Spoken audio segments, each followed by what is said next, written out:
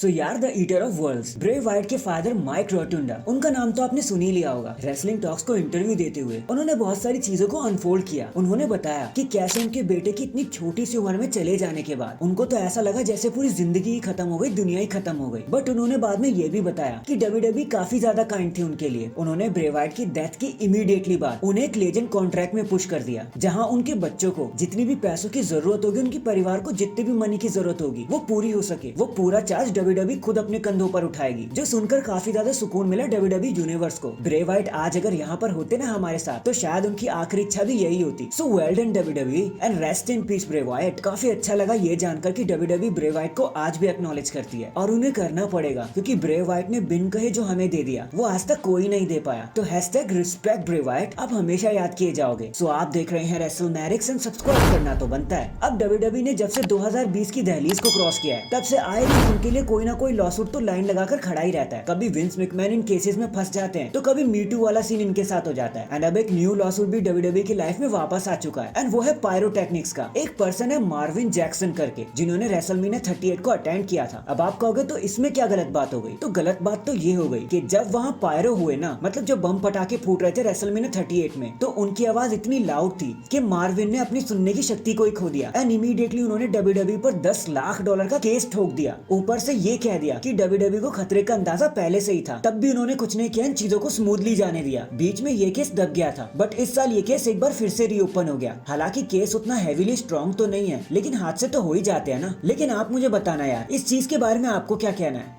क्या अगर आप भी वहाँ होते तो डब्ल्यूडब्ल्यूई पर केस करते क्या? कमेंट करके जरूर बताना। नेक्स्ट एमजेएफ, ये नाम तो आपने कहीं ना कहीं एईडब्ल्यू में सुन ही लिया होगा। आफ्टर ऑल ये एईडब्ल्यू के लॉन्गेस्ट रेनिंग चैंपियन जो है, बट रेसलिंग यूनिवर्स तो मानो पूरी तरीके से अपनी बात मनवाने पर तुली हुई है, क्योंकि एमजेएफ का एईडब्ल्यू का कॉन्ट्रैक्ट 1 जनवरी 2024 में ही एंड होने वाला है। एंड अभी तक वो रिसाइन करने का नाम ही नहीं ले रहे। Even he is the champ. उनको तो यहाँ तक कहना पड़ गया कि 2024 में उनके लिए प्रमोशन बिडिंग वॉर्स करने वाली है। कुछ लोगों का तो यहाँ तक कहना है कि भले ही वो कुछ भी कहें, लेकिन दिसंबर के एंड तक वो अपने टाइटल को समोआ जो से हार जाएंगे। बट जब इस बारे में कुछ डब्ल्यूडब्ल्यूई हायर अप से पूछा गया ना, तो उन्होंने कहा कि डरने की जरूरत नहीं है, ये सिर्फ एक स्टोरी लाइन है, इससे ज्यादा कुछ भी नहीं। टाइम टाइम पर ऐसी चीजें होती रहती हैं और वो फिर से रिसाइन कर लेते हैं। लेकिन अब देखते हैं कि एमजेएफ की बिडिंग वॉर वाली स्टोरी कहां तक स्ट्रेच होती है। होप वो दोबारा से एईडब्ल्यू के साथ कॉन्ट्रैक्ट रिफिल कर ही लेंगे। इन दी एंड ये 18 दिसंबर का मंडे नाइट रॉ का एडिशन, जहां हॉलीडे स्पिरिट को पूरे जोरों शोरों से सेलिब्रेट किया जा रहा था। तो आपको क्या लगा, इससे डब्ल्यूडब्ल्यूई को बहुत ज्यादा फायदा हो जाएगा? नहीं यार, देखो ऐसा तो कुछ भी नहीं हुआ। इस हॉलीडे स्पेशल को महज 1.562 मिलियन की व्यूवरशिप ही मिली। हाँ, ये पिछले हफ्ते से 7% तो बढ़ चुका है, लेकिन फ्लैगशिप शो के हिसाब से ये काफी ज्यादा नीचे। It's just a joke. ऐसा हाई टाइड में भी डब्ल्यूडब्ल्यूई ऑडियंस गैदर नहीं कर पा रही। ये बहुत ही कंसर्न करने वाली और शर्म की बात है, क्योंकि पूरा मेन रोस्टर इस एडिशन पर तो अवेलेबल था ही, सिर्फ एक नाम को छोड़कर, एंड वो है सीएम पंक। तो क्या अब हम ये मान ले कि एक अकेले सीएम पंक की वैल्यू बाकी सारे स्टार से भी ऊपर है? यहाँ से तो एटलीस्ट ऐसा ही लग रहा है। So that is it guys. देखो अभी के लिए तो बस इतना ही। आप मुझे बताना, क्या सीएम पंक बाकी सारे स्टार से ऊपर निकल चुके हैं अब, कि सिर्फ उन्हीं के आने से रेटिंग आएगी? कमेंट करके जरूर बताना। एंड चैनल पर नया है तो चैनल को जल्दी से लाइक एंड सब्सक्राइब कर दो। बाकी मैं मिलता हूँ आपसे किसी और अपडेट के साथ। तब तक के लिए अपना ख्याल रखें और खुश रहें।